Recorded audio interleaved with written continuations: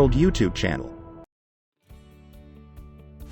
Electric and hydrogen truck pioneer Tevva has launched what it calls the first hydrogen fuel cell-supported heavy goods vehicle, HGV, to be manufactured and mass-produced in the UK.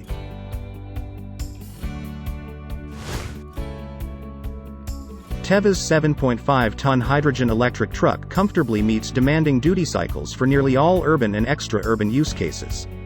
Tevva's innovation means that its customers can drive for longer, with a range of up to 310 miles or 500 kilometers.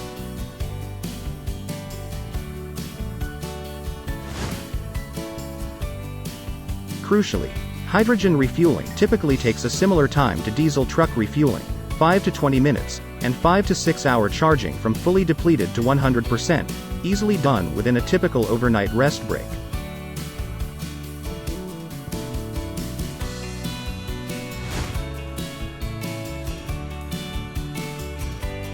What do you think of Tevva's upcoming hydrogen electric truck?